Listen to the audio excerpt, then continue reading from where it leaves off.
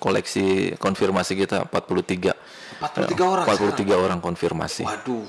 Dan dari awal saya kurang srek dengan istilah new normal. Ya, saya lebih Ada nggak dok? Mohon maaf nih, yang terpapar gitu sampai sekarang.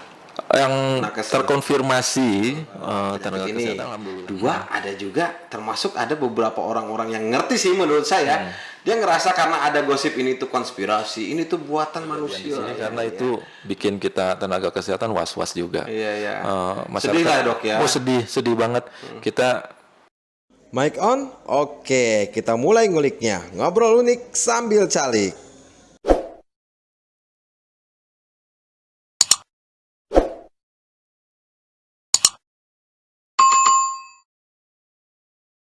Assalamualaikum warahmatullahi wabarakatuh. Waalaikumsalam warahmatullahi wabarakatuh. Senang banget hari ini. Akhirnya saya bisa bertemu dan berpodcast ria bersama juru bicara nih Satgas COVID-19 Betul. penanggulangan ya. Ya, Apa kabar dokter?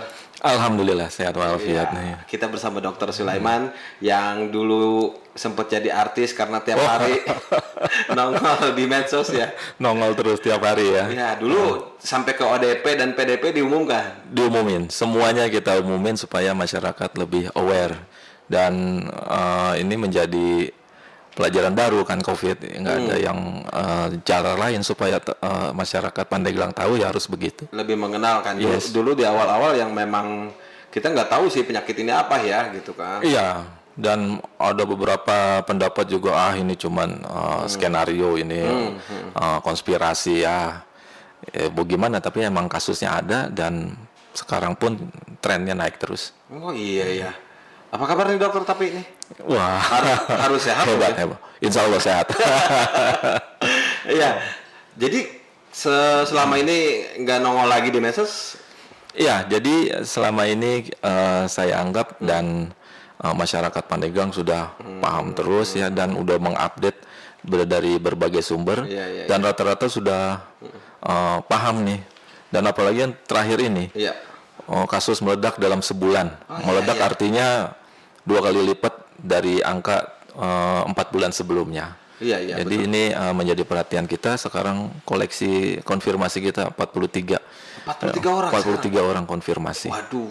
Kok Dan jadi- merata gitu, hampir semua kecamatan, hampir semuanya itu mau ada yang mewakili, baik statusnya konfirmasi, ada yang suspek atau ada yang kontak erat. Sekarang OTG itu diganti jadi OTG atau dulu ODP digabung ke suspek. ke suspek ya. Berarti yang 43 ini statusnya dia sakit apa gimana nih, Dok? Konfirmasi ya, jadi melalui uji swab udah terbukti ini COVID dan harus ditangani ya. Baik ada yang dengan gejala dan harus dirawat ataupun ada yang nggak ada gejala. Sebenarnya kan 43 itu bukan berarti 40-30 orang masih ada gitu sakit gitu. Itu kan yang Yes. termasuk yang sudah sembuh Iya. dan sudah meninggal kan. Betul. Kan yang meninggal 3 ya. Tiga ya. Itu asal dari Carita, terus dari Karangtanjung dan terakhir Majasari. Iya iya iya. Betul. Itu kenapa itu Dok sekarang bisa makin banyak tuh? Iya, satu sisi memang dari tim Satgas dalam hal ini Dinkes Kesehatan yang dibantu juga oleh Satgas dari kecamatan. Oh ini peran dari Polsek dari Koramil itu gencar sekali membantu kita untuk melakukan pemeriksaan swab di lapangan. Dan hasilnya selama bulan Agustus itu kita melakukan di 8 kecamatan. Ada di Carita, Labuan, Cadasari dan kecamatan lainnya. Hasilnya itu ya ini, jadi ketemu nih beberapa masyarakat kita yang ternyata positif. Dan kabar bagusnya ada beberapa masyarakat yang dengan kesadaran mereka ngerti banget bahwa uji swab ini penting bagi dia untuk bekerja, untuk keterangan yang keperluan lainnya. Jadi datang, nggak taunya positif. Tapi dengan dilakukan swab yang masif ini akhirnya memunculkan Ya itu salah satunya. konfirmasi. Ya. Nah, jadi Betul. intinya apa namanya ya? Antara swab dengan rapid beda ya. Beda banget. Beda banget ya. Beda banget. Rapid itu kalau kita akurasikan hanya berapa persen sih? Jadi rapid hanya untuk kita mengetahui tubuh kita kemasukan kuman atau tidak. Apapun kumannya. Ya, jadi bisa aja kita kemasukan bakteri bukan virus. Terus kita ada gejala atau tidak di tes rapid bisa jadi positif. Belum tentu COVID padahal. Tapi di masyarakat Sudah langsung iya. Artinya hebohnya melebihi. berarti misalkan saya nih dok ya sering atau mengidap penyakit pilek menahun itu apa sih, sinusitis ya. Sinusitis. Itu kalau saya rapid kemungkinan besar akan reaktif. Kalau lagi kumat ya. Iya. Diusulasi dong nanti saya. Jadi makanya antara rapid dengan swab. Kalau swab sudah pasti ya. Kalau swab ya kemungkinannya 70% lah. 70% bisa menunjukkan bahwa ini adalah sel kita atau darah kita ini mengandung substansi virus. Tapi ketika di awal-awal dan 4 bulan terakhir baru sekarang kan langsung meledak seperti, dan memang daerah lain juga sama ya dok ya. Sama, seluruh Indonesia sekarang trennya lagi naik. Beberapa aja yang emang dari awalnya nggak ada tren untuk Iya, COVID iya, ya. iya.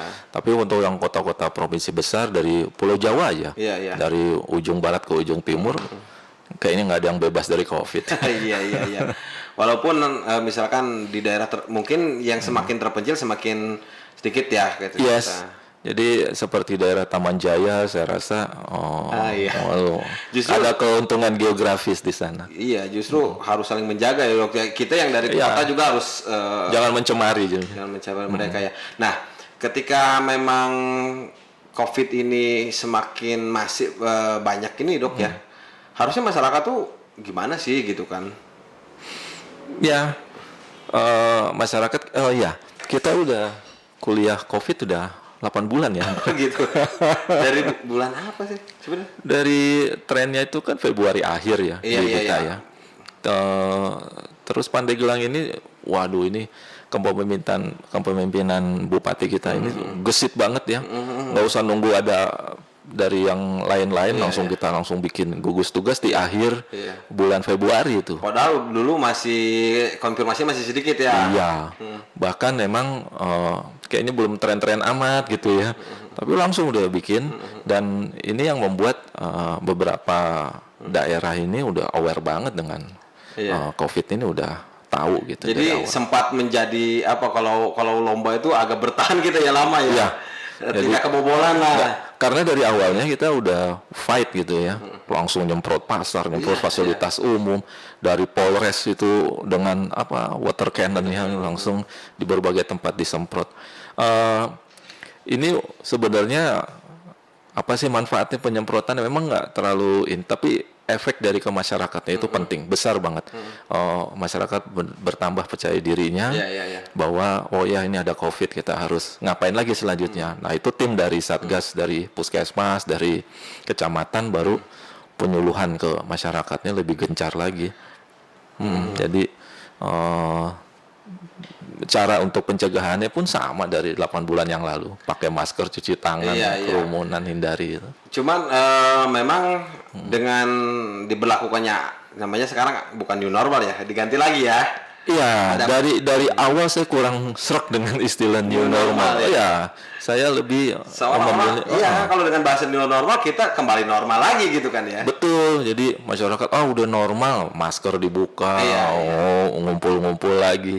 Padahal salah. Jadi new normal di sini artinya kita beradaptasi dengan kebiasaan baru. Iya. Artinya kan kalau mungkin ya dengan adaptasi kebiasaan baru ini sehingga membuat orang lebih nyaman keluar seolah-olah dok ya. Iya, jadi pada lalai ya. Iya. Jadi lalai bukan cocodot, bukan.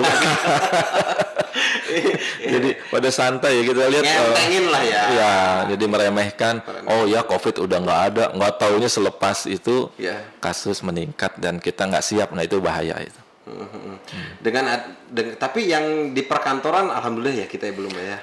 Alhamdulillah di perkantoran, kan sempet kita WFH ya. Iya. Cuman Dinkes aja enggak. Dinsos enggak ya? Dinsos enggak. Iya. Iya, jadi di awal-awal udah kita lakukan beberapa pencegahan ya. Food Pandeglang juga, aduh ya, jadi biasa gitu. itu biasa juga itu hari kita itu ya. Lebarannya orang Pandeglang lah, tanggal 1 April, jadi terlewat begitu aja ya, ini sedih juga ya.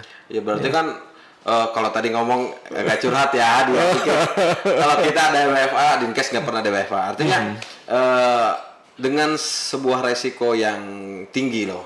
Berarti kan di garda terdepan, kalau kata perang nih benar-benar orang nakes ini ada garda terdepan. Berarti resiko terpapar semakin tinggi dong. Yes, tapi di awal-awal kita udah pakai senjata walaupun seadanya. Kalau zaman dulu babu runcing, kita nggak seperti sekarang udah banyak baju hazmat, udah banyak ya. Dulu kan masih langka ya. Kita pakai jas hujan ingat?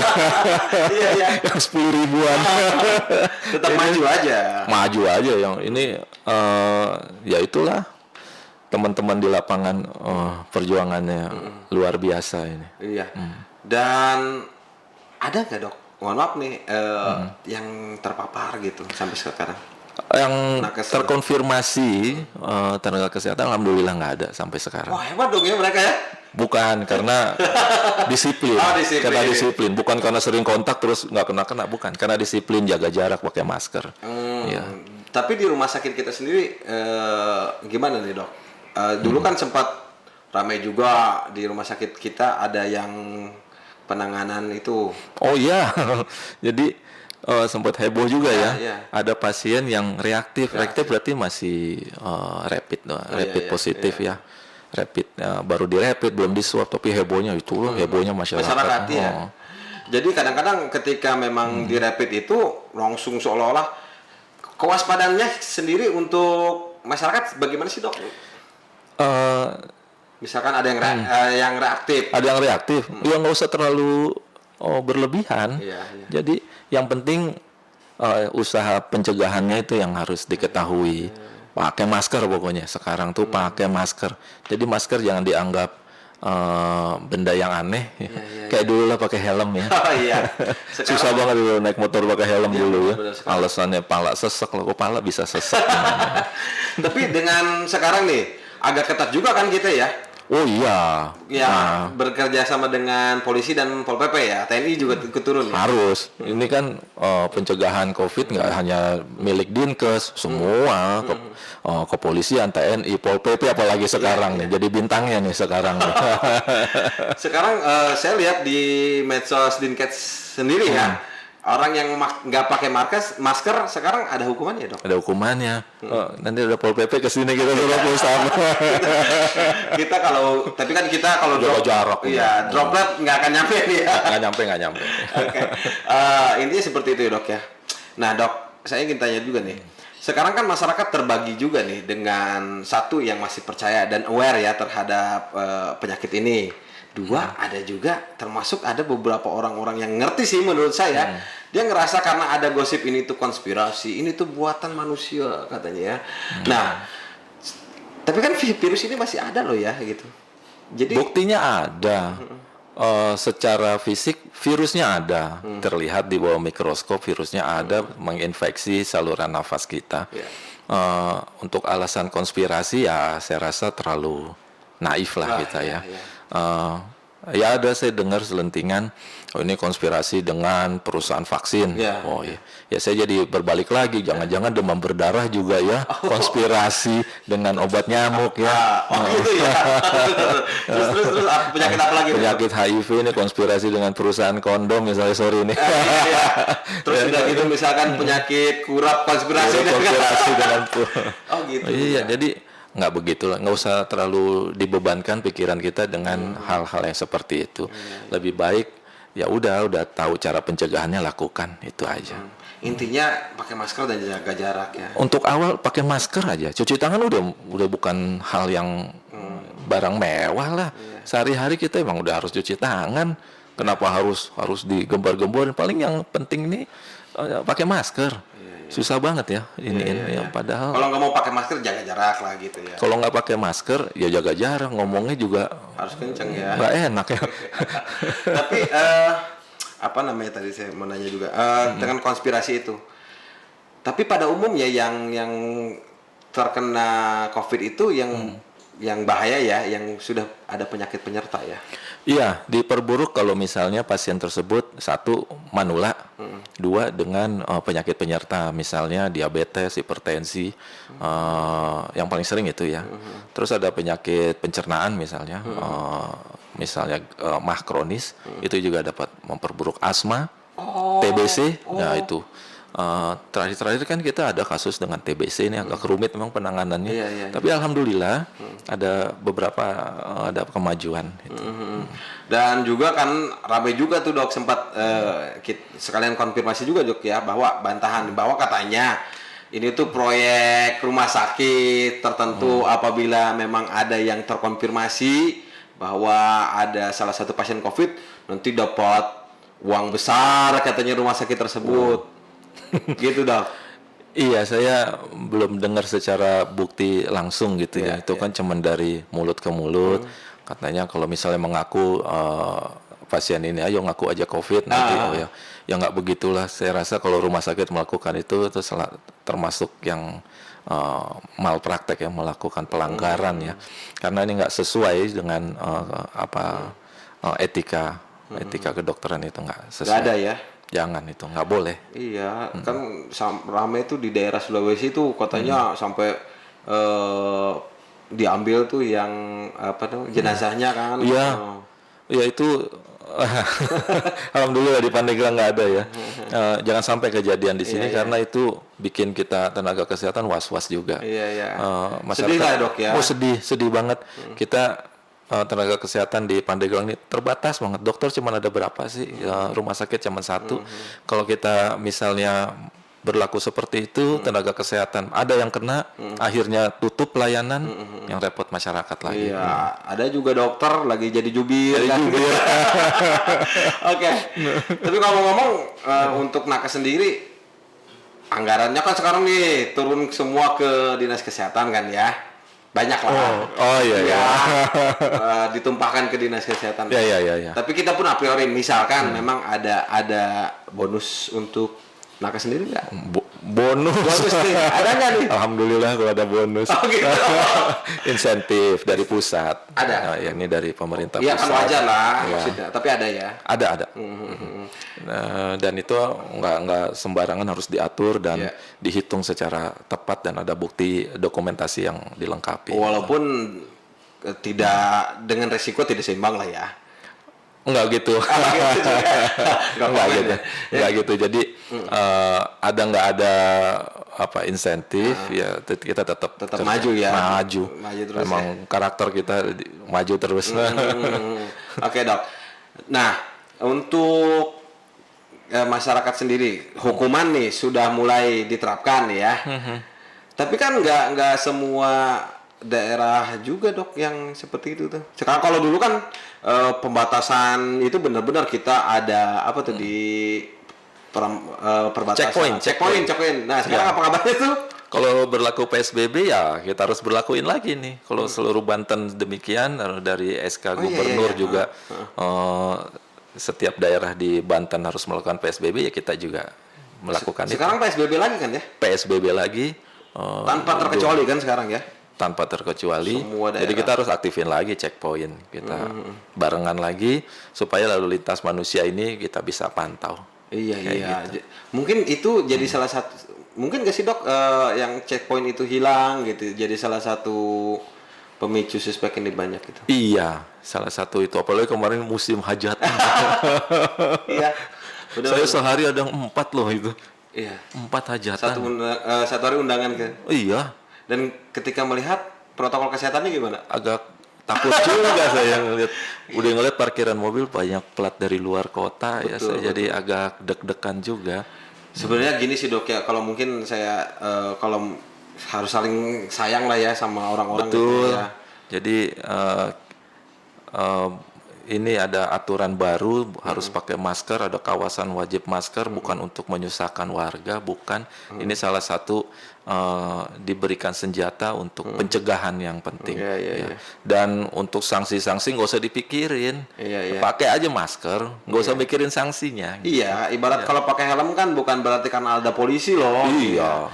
Jadi melindungi kepala sama halnya dengan ini gitu ya. Betul. Iya.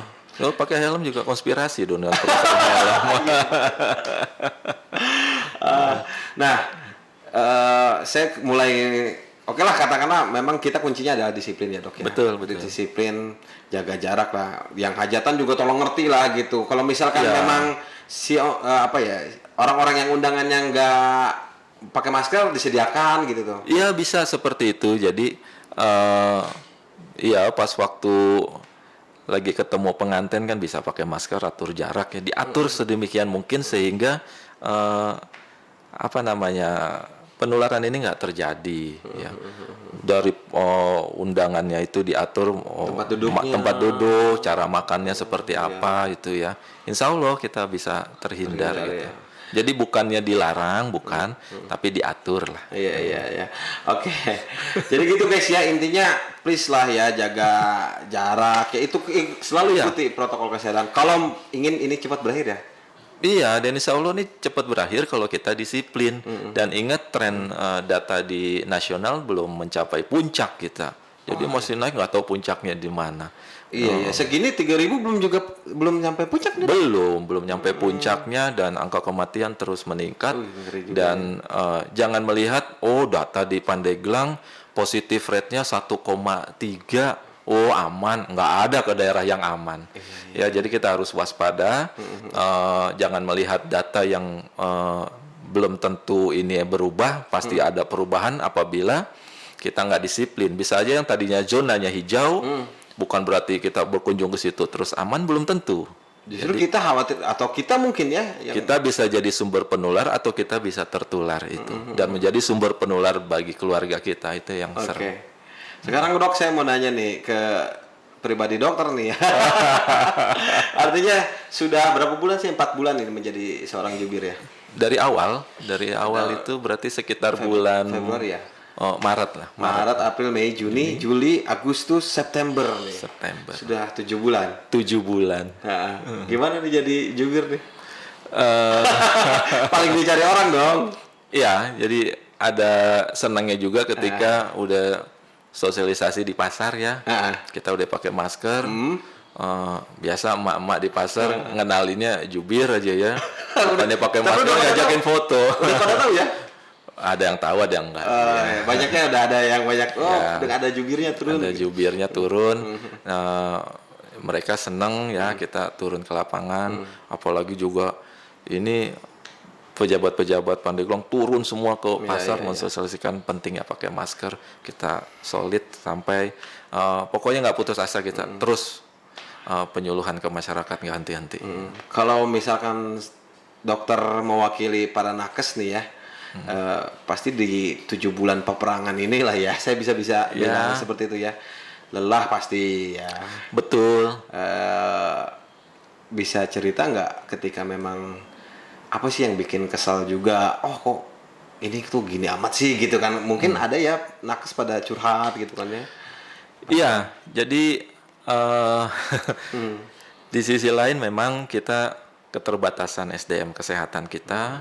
Dan fasilitas kesehatan juga kita cuman punya 2 rumah sakit, satu juga masih merangkak, rumah sakit Menes, masterpiece-nya ibu ini.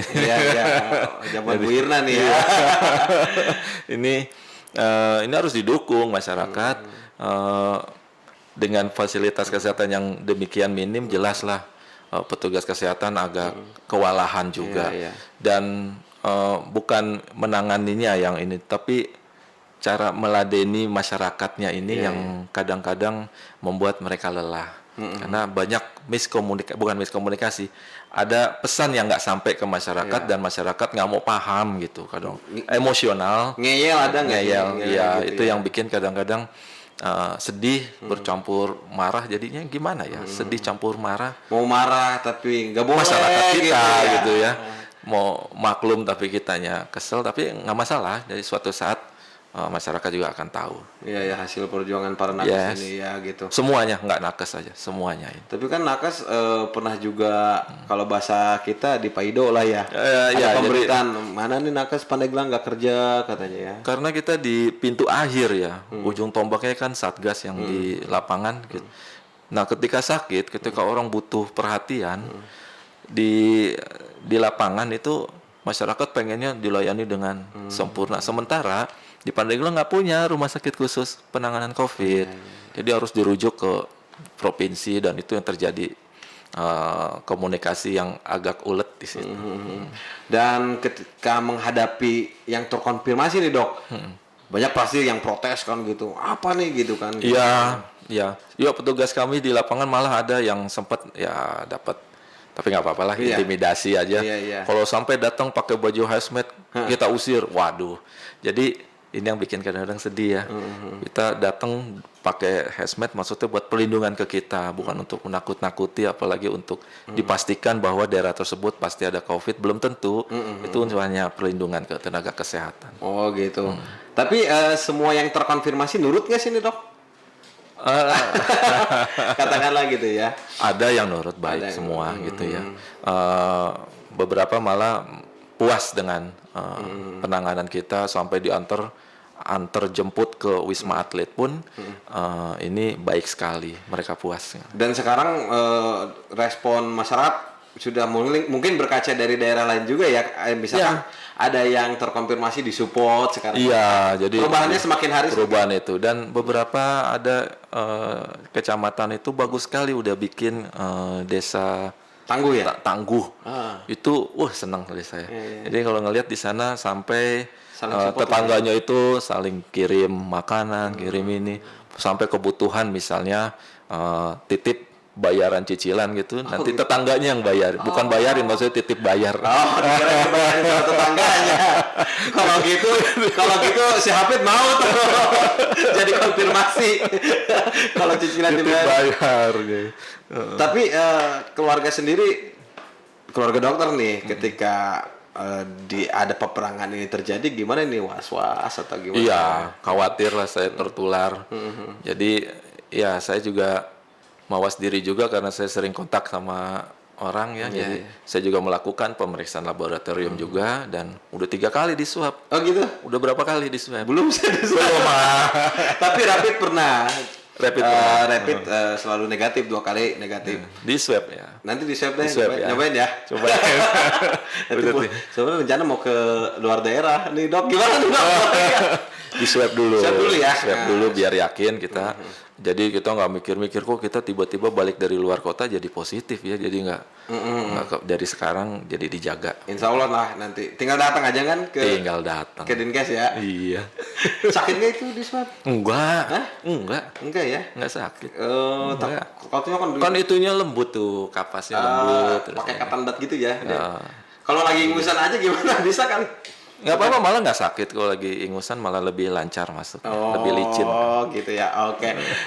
Dokter, terakhir ya, bisa kasih pesan lah bahwa kepada masyarakat tentang wabah ini yang, saya nanya juga belum nih, terakhir nih.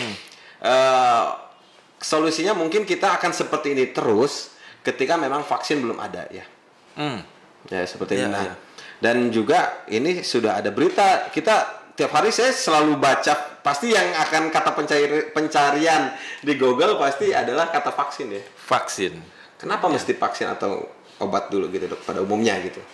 Ya, vaksin ini kan salah satu upaya untuk pencegahan supaya kita nggak terinfeksi. Jadi dengan divaksin, daya tahan tubuh kita terlatih. Jadi vaksin itu kita memasukkan kuman, dalam hal ini virus, yang dilemahkan atau yang sudah dimatikan.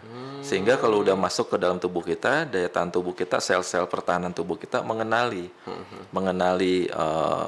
ini virus tapi yang lemah nih.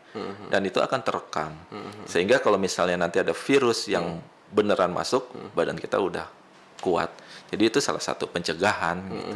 Vaksin ini. sebelum ada vaksin, lalu ngapain? Ya lakukan itu aja, masker, cuci tangan, jaga jarak, dari kerumunan. Tapi uji vaksin sendiri sudah sampai mana sih dok ini?